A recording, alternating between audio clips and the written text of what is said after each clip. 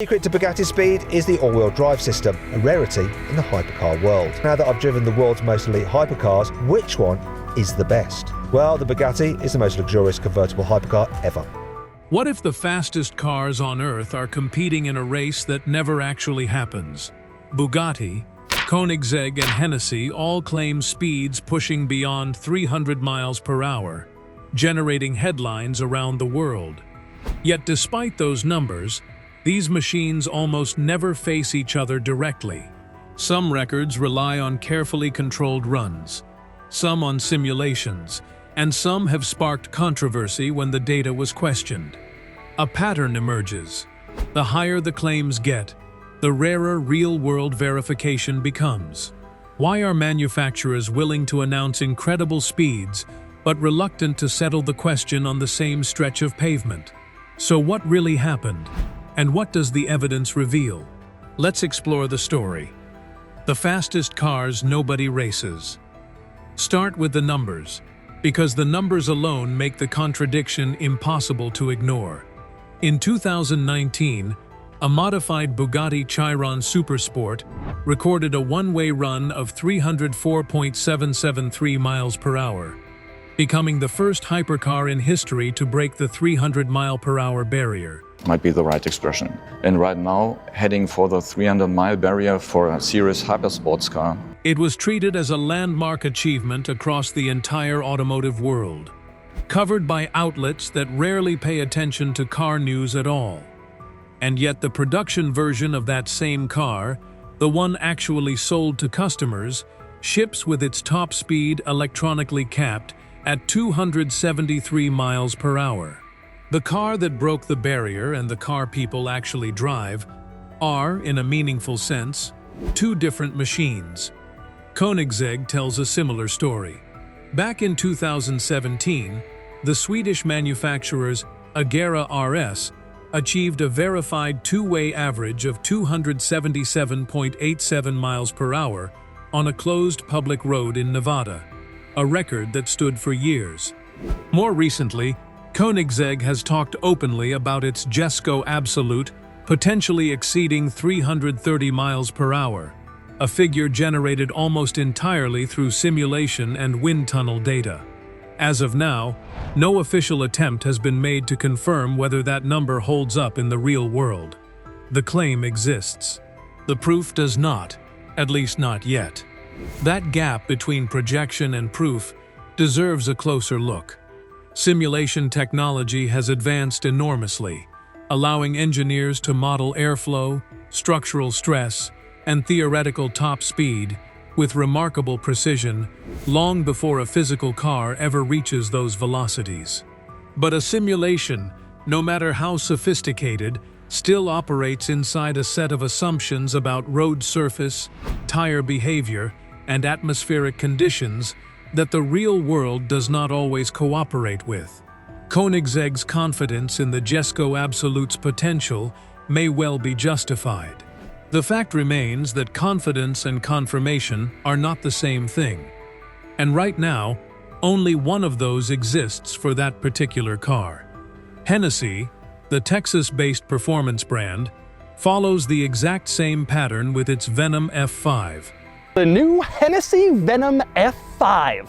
And it's a hypercar from a place that isn't really known for making hypercars, Texas. It's created by Hennessey, which is famous for tuning cars for maximum performance. The company has stated publicly that the car is capable of exceeding 311 miles per hour, numbers built from in-house testing and projected performance figures.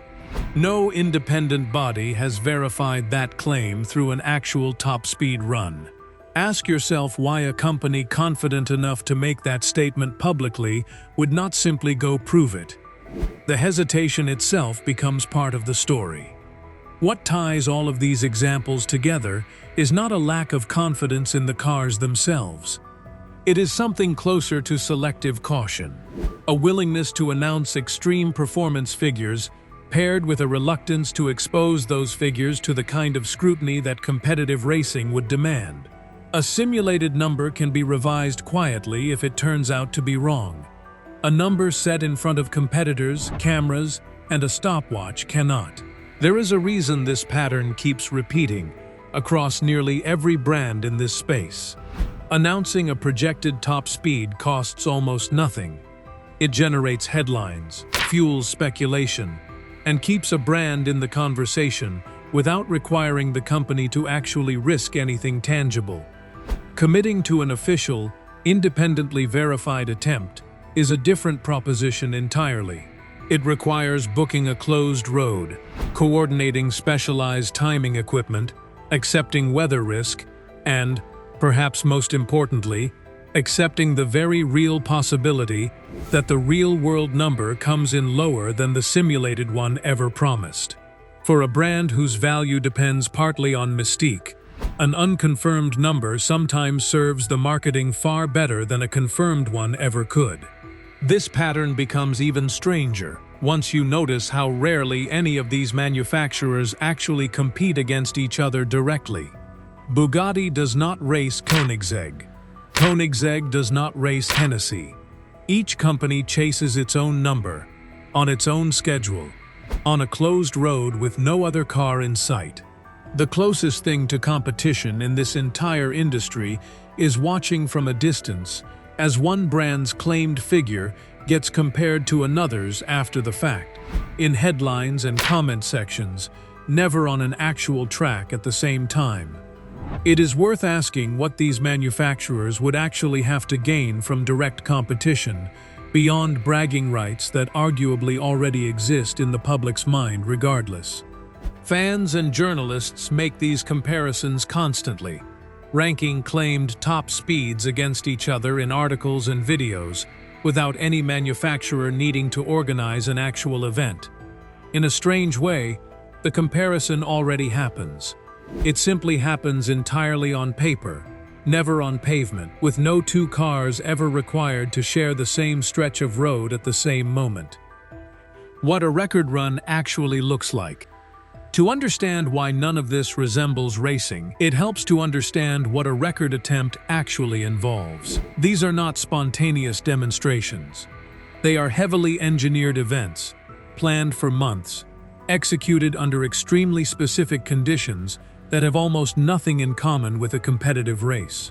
A verified top speed record typically requires a long stretch of closed public road or a private test track, ideal weather conditions, specially prepared tires, and a two-way run, meaning the car must complete the distance in both directions, with the average of both speeds counting as the official figure.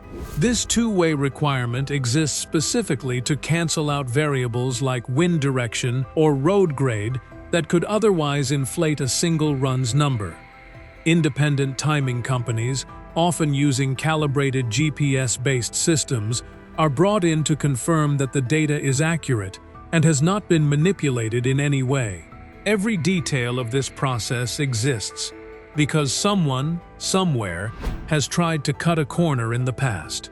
Weather conditions are scrutinized because wind speed and direction can meaningfully change a car's effective top speed in a single direction.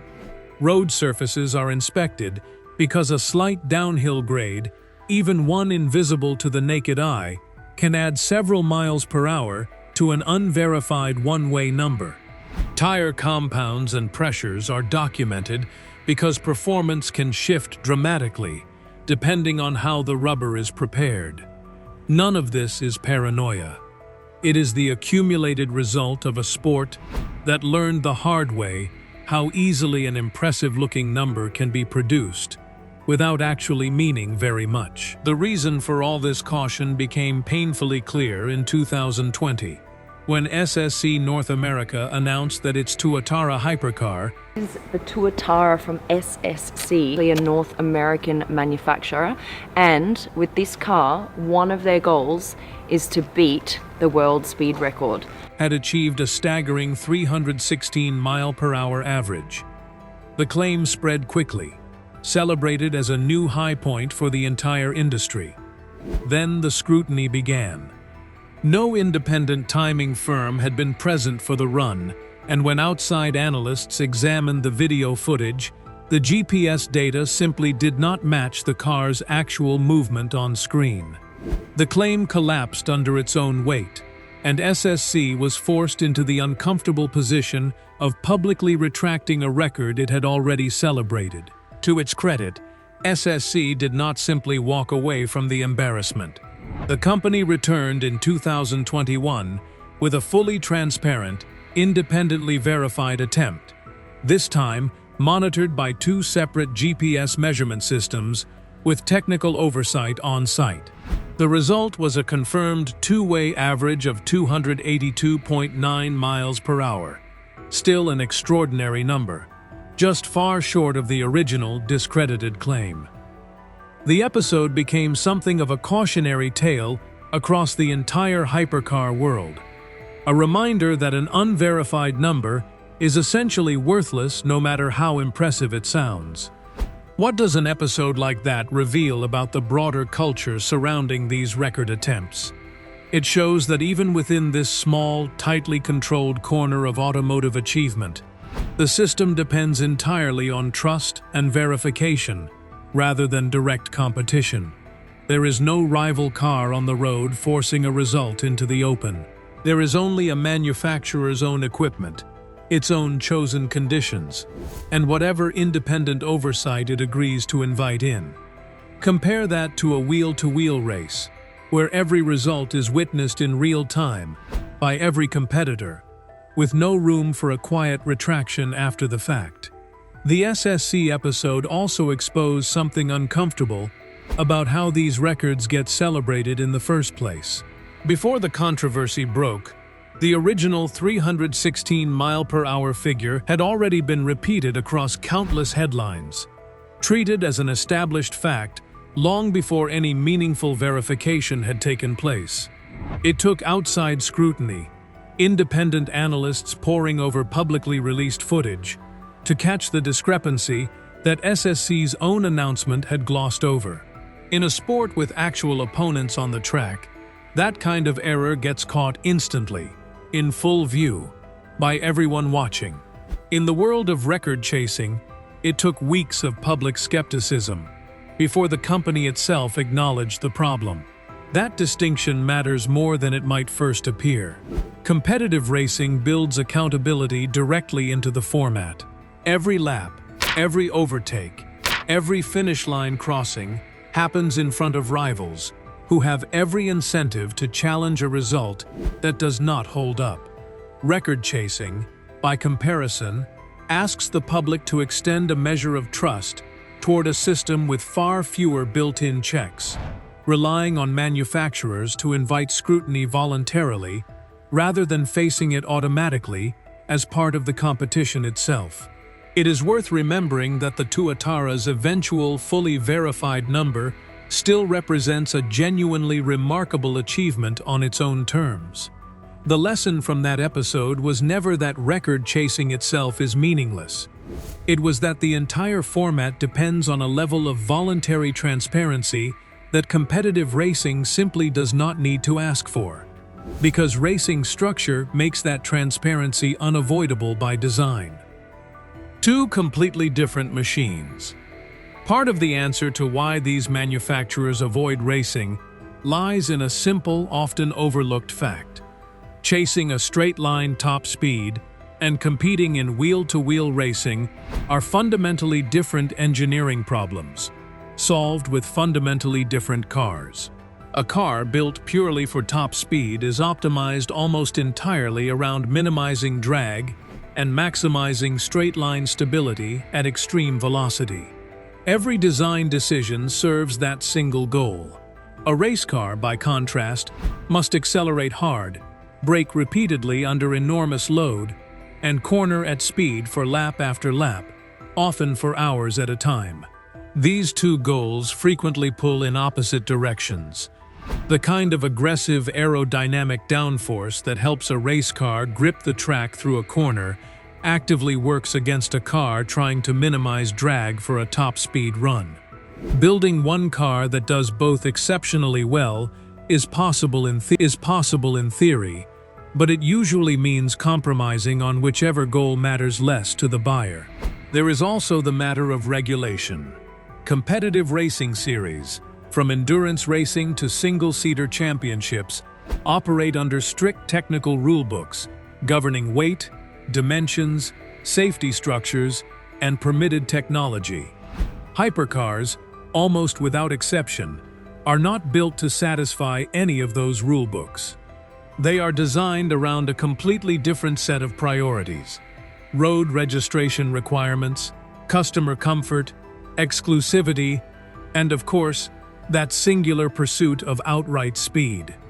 Entering a genuine racing series, Cars against each other completely in the dark. But as fun as watching self-driving racing cars, would require essentially building an entirely new car from the ground up, one that shares little more than a badge with the road-going hypercar customers actually buy. Consider what that rebuilding process would actually involve. A manufacturer would need to redesign the chassis to meet crash safety standards specific to competitive racing, rework the aerodynamics entirely around cornering performance rather than drag reduction, and adapt the powertrain to handle the kind of sustained, repeated stress that a single top-speed run never demands. None of that work would directly benefit the road car customers are actually purchasing.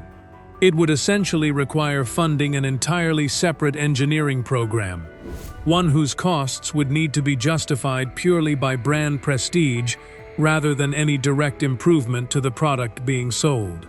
Worth noting here, since the terminology gets confusing fast, modern motorsport actually has its own category called hypercar, used in endurance racing's top prototype class, featuring purpose-built race cars from manufacturers like Ferrari, Toyota, and Porsche. These bear no real relationship to the road-going hypercars from Bugatti, Electrified vehicle hypercar brands. Koenigsegg, or Hennessey beyond sharing a name. One is a street-legal machine engineered for outright speed and exclusivity.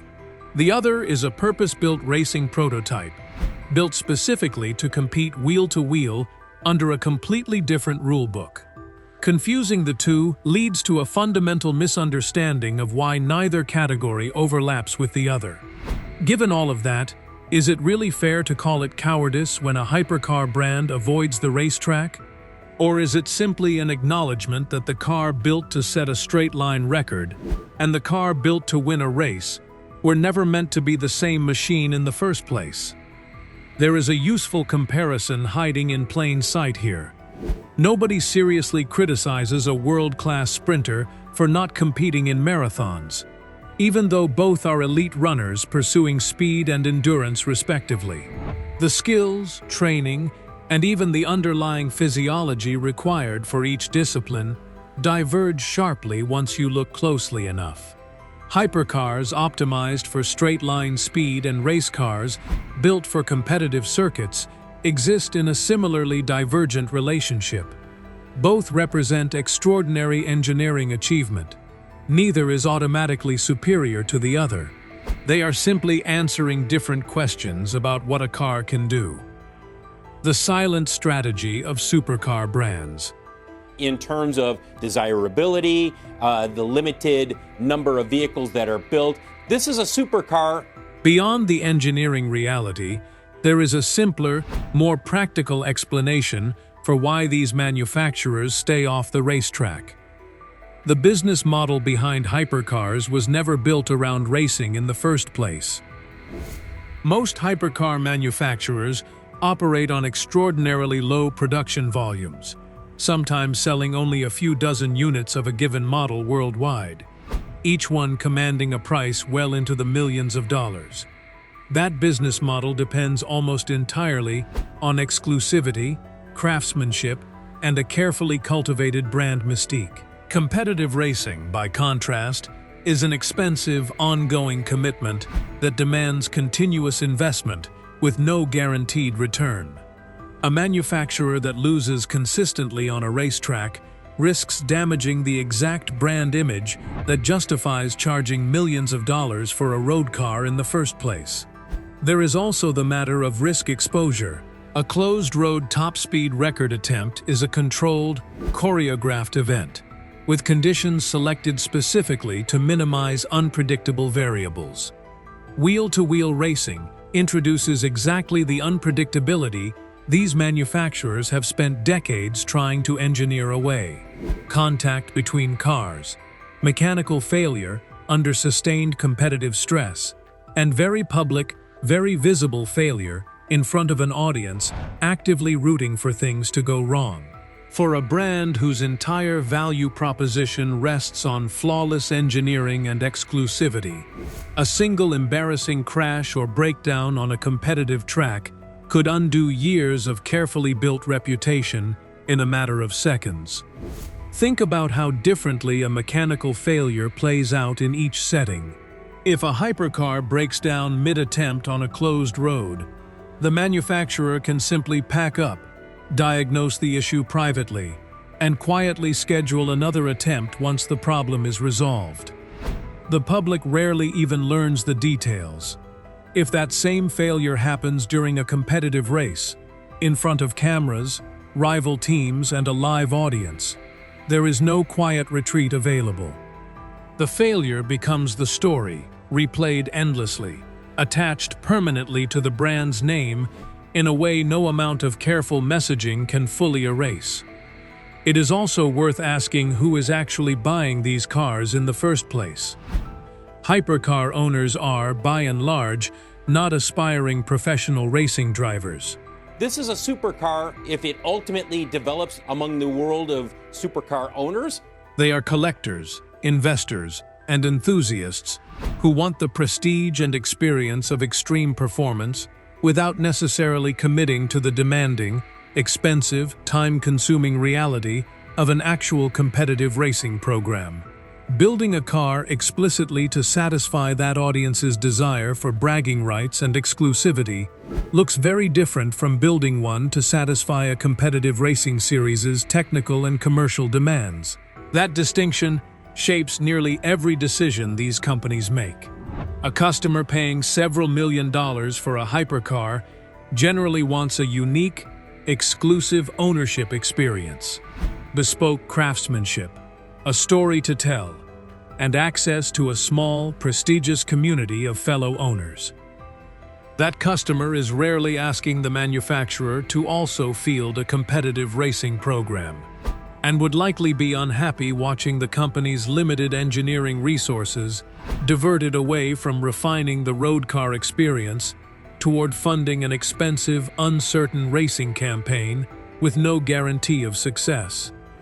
None of this means these manufacturers lack confidence in their engineering. If anything, the opposite is true. Confidence in a controlled, predictable record attempt is precisely what allows a company to manage risk on its own terms. Racing strips that control away entirely, handing some portion of the outcome to chance, to opponents, and to circumstances no amount of wind tunnel testing can fully account for. Choosing the closed road over the competitive grid, then, is less about fear and more about staying inside a business model that has worked for decades, one built on exclusivity and controlled spectacle, rather than the unpredictable theater of genuine head-to-head competition. The track day paradox. If full competitive racing carries too much risk, and pure top-speed chasing leaves something to be desired for buyers craving a more dynamic experience, the industry has found a middle ground. Track-only specials, built for lap times rather than straight-line records, but kept entirely separate from any real competitive series. Bugatti's Bolide represents one of the most extreme examples of this approach. The Bugatti Bolide is benchmark for what is technologically of the Bugatti team. Stripped of nearly every luxury feature found in a standard road car, the Bolide is tuned purely for outright performance, with a power-to-weight ratio so extreme that Bugatti has claimed it could lap a famous endurance circuit faster than a purpose-built prototype racing car. Yet the Bolide never enters an actual race. It exists purely as a demonstration of capability, driven on private tracks under conditions the manufacturer fully controls. Other brands have taken a similar approach. Ferrari's FXK McLaren's Senna GTR, and a handful of similarly track-only specials from smaller manufacturers all follow the same basic formula: extreme, race-inspired engineering, paired with structured client programs, rather than entry into genuine competitive racing. Owners typically pay for access to organized track days, sometimes alongside professional driving coaches, experiencing something that looks and feels like racing, without ever actually involving a rival manufacturer's car on the same piece of asphalt at the same time. These client programs are carefully designed to deliver the feeling of competition without the actual stakes. Owners get instruction, structured sessions, and the thrill of driving a car built to genuine racing specifications, all within an environment the manufacturer fully controls from start to finish. There is no point standing, no championship trophy, and no public record of who finished where. The lap times generated during these sessions sometimes circulate informally among owners and enthusiasts, but they almost never appear in any official competitive context, because the entire structure is designed to avoid exactly that kind of formal comparison. There is a reasonable argument that this arrangement suits everyone involved. Manufacturers get to showcase extreme engineering without risking brand damage from a public loss. Owners get an exclusive, controlled taste of extreme performance without needing to commit to a demanding competitive racing career. And the broader audience watching from outside still gets dramatic footage, eye-popping lap times, and plenty to talk about, even without a true head-to-head contest ever taking place. But it does leave one question lingering over the entire industry.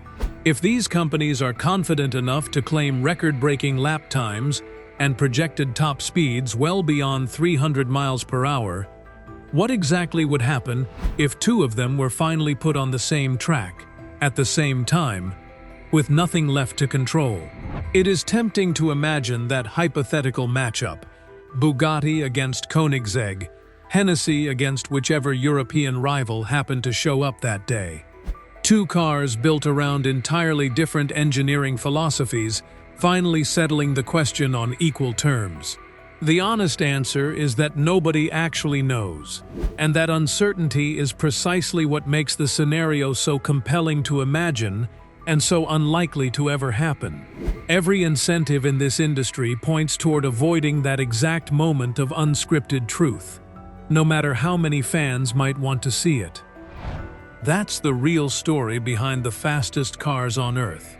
Record-breaking numbers, chased on closed, empty roads, never proven against an actual rival. Bugatti broke 300 miles per hour. Koenigsegg and Hennessey claim even more. And one brand's record collapsed entirely once outside scrutiny caught up with it. In this industry, fastest and best racer have quietly become two completely different titles, and most brands seem perfectly fine keeping it that way. So should these brands actually race each other head-to-head? Let us know in the comments. If stories like this keep you coming back, give this video a like, and subscribe to Stars of America for another legendary build next.